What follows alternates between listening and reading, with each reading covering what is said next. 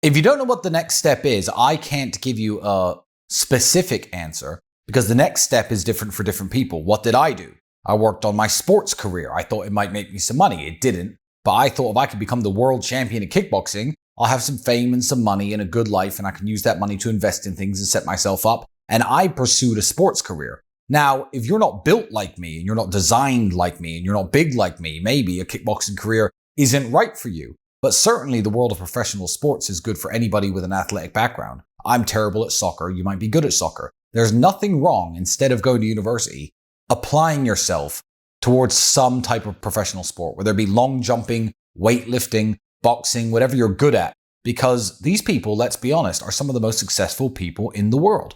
When you talk about who are the richest, most successful, most famous people in the world, you don't say the guy who went to this university, the guy who went to that university. You're talking NBA. You're talking NFL, you're talking soccer, you're talking baseball, you're talking boxing, you're talking golf. So professional sports is a very, very good outlet to drive yourself into, because even if you don't make the big money, like I didn't, because I didn't, you learn a lot of hard lessons along the way. You're in great physical shape. You've learned how to deal with ups and downs and wins and losses and injuries and setbacks. You're far more prepared for the world, I believe, after a 4-year career in boxing, which ends abruptly before you made any money, than you would be if you spent 4 years studying something generic like business.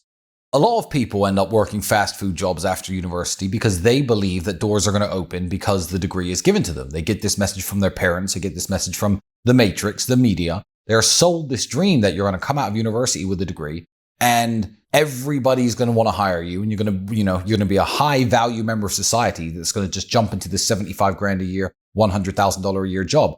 But you won't, and that's not what's going to happen. Take one university. You went to university, didn't you? How many students passed in your year? Do you know at graduation? Guess. I don't know the size of your university. 30,000 students in a year passed at your university alone. Maybe 10,000. Let's say 10,000. How long ago since you graduated? 10 years? 8 years? No, it's 4 or 5. 4 or 5 years. That's 50,000 people have walked out of the door of the same building you went to in Texas with these pieces of paper saying, hire me, I'm worth millions of dollars per year. I'm worth hundreds of thousands per year. I'm worth at least 6 figures. 50,000 people from that one building you went to. How many universities are in the USA? I challenge somebody to do this math. How many students graduate with a university degree every single year in all of the top universities? Okay, fine. How many universities are there in the United States? How many new degrees, how many new pieces of paper are printed every single year for everybody to walk out of these buildings and wave around at employers saying, I'm worth all this money? Take that number and divide it by the number of jobs in the United States that even pay 6 figures. The number of jobs in the United States that even pay you $100,000 a year, which, by the way, is still broke. And you'll see the glaringly obvious scam that traditional education is. Universities used to be prestigious. You used to have to be smart to go to university. Now, any idiot can go to university. You can buy a degree, even if you're unintelligent. Universities used to be for the intelligent, the smart, the industrious. And they would go there and get their degree. And they'd be rare in society. The man walking around, yeah, I have a university education. People used to brag about having somebody like that in their family. And universities used to actually mean something. However, once it became clear that there was a big business here, a big racket here, that the banks were happy to fund all the students going there and pay you all your money, universities sprung up everywhere. You could do universities online from your house. And all these people are printing these degrees every year, which are utterly meaningless. There's nothing wrong with that. And if you have a scholarship that pushes you towards your dream, if your dream is playing in the NFL, and they say, well, come play for this college team, here's your scholarship, sir, then by all means go and do that. Pass your classes with as much competency as you need to. It's not going to do you any harm, and pursue your sports career. Nothing wrong with that. But don't take out the loans. Don't sign the papers that put you in debt slavery. Don't do it, because there's no escape from generational debt. It's not worth taking that payoff, because if we talk about the odds of making it into the NFL or the NBA, they are low. Calculate the odds with the millions upon millions of university degrees that are handed out by universities every single year, even in a country like the United States alone. What are the odds that that degree is going to make you a millionaire in the short term, in the first 10 years, 15 years?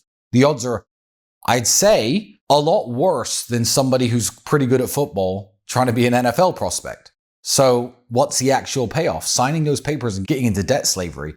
I don't think is worth it. I think it's the worst gamble ever. If there was a 50-50 chance that you'd have all your debt paid off in 2 years and you'd be living a nice life, maybe then, with a 50-50 chance, you have a 1 in 10,000 chance of that degree specifically putting you in a place where your debt's gone and your life is great.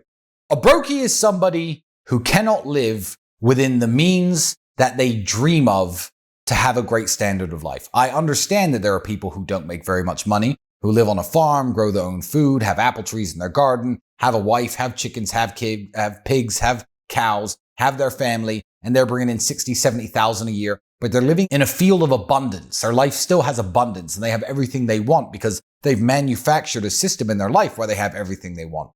Brokey, I can only talk about from my standpoint because I am a consumer capitalist. I want the nice things that consumer capitalism offers to the people. I want the world's fastest cars. I want a sports car. I want a big house. I want luxury watches. I want all the nice things, custom-made suits that consumer capitalism offers to everybody if you have the money to buy it. So I think a brokey is somebody who can't have the things that they want. It's very simple. If you want a nice car and a nice house and a nice watch and you have a Porsche and a 3-bedroom house and a standard Rolex, nice pair of shoes, couple suits, and you're happy with that, then you are not a brokey. Whereas if you're sitting there in the exact same setup, crying and crying your eyes out that you can't afford a Bugatti, crying that you're still flying economy and not first class, then you are in fact a brokey because you haven't found a way to make your expectations match your work ethic, your income, and everything else that's being delivered by life. That's what makes you a brokey. Are you happy? Yes or no? Do you have enough? Yes or no? I do.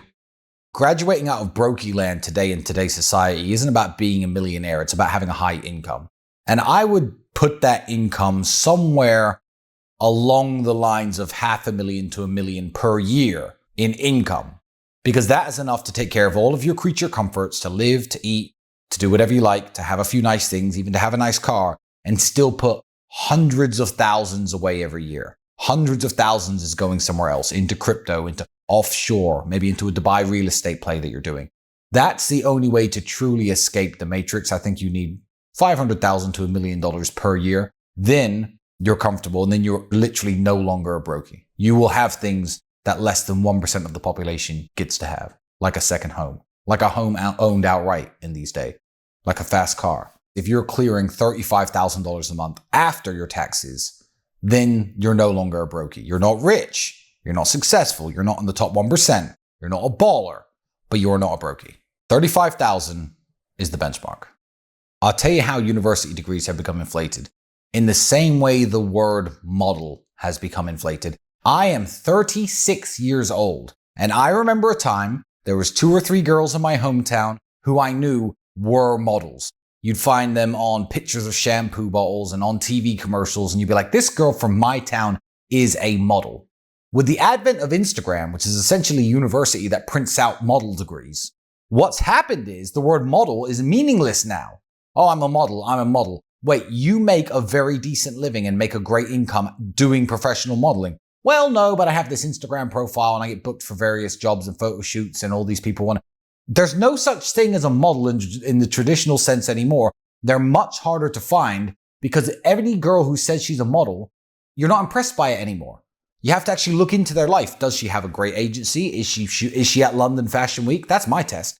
Has she been to London, Milan, or Paris Fashion Week? If not, you are not, in fact, a model. So I'm a doctor. Wow, great. It's the 1940s and you're a doctor. You must be great. You must know medicine. You must be adept with the highest levels of medical science. Oh, no, I'm a doctor. Why are you a doctor? Oh, you have a PhD in gender studies because you invented something new about men being women and women being men. And you've technically, I guess, grown the field of expertise, which is what it takes to get a PhD. So you're a doctor too. The man who thinks men are women and women are men is now also a doctor technically because a piece of paper says he is. It's a scam. The term millionaire was coined at the beginning of the 1900s, and millionaire was impressive back then. My 1963 Aston Martin DB5, when it was first sold, cost £4,100. Can you imagine the spending power of £1 million? £1 million back when the fastest, most exotic car in the world was £4,000? A millionaire meant something. You could buy mansions, multiple mansions, set your family up for life. The term millionaire is still thrown around as some kind of accolade, But the true difference between millionaire in the early 1900s and millionaire now is maybe 90, 100 times. Being a millionaire in 1920, you'd have to be worth 150 now to brag about the same level of wealth and spending power. So people want to brag about having $100,000 salary, this magical 6 figures. Well, 6 figures doesn't actually mean anything anymore, does it? Because the problem with 6 figures is, one, you pay 40% tax because taxes are eating your ass, and you're left with $60,000. $60,000 every single year. That is not much money at all. You're expected to have a house and a family and raise some kids on it. A Big Mac or a Whopper is about $6 in today's economy. $6 in today's economy. That's 10,000 sandwiches per year. That's it. 10,000 sandwiches. 30 sandwiches per day. 30 sandwiches per day is all you can afford, and you make 6 figures. 30 fucking sandwiches? Enough to feed you and your friends? It's embarrassing. Your 6 figures doesn't mean anything. I get a lot of messages every day from a lot of people in a lot of different colleges. Hey, Tristan, I'm this much in debt. I'm not sure this degree is going to benefit me. Well, you're right.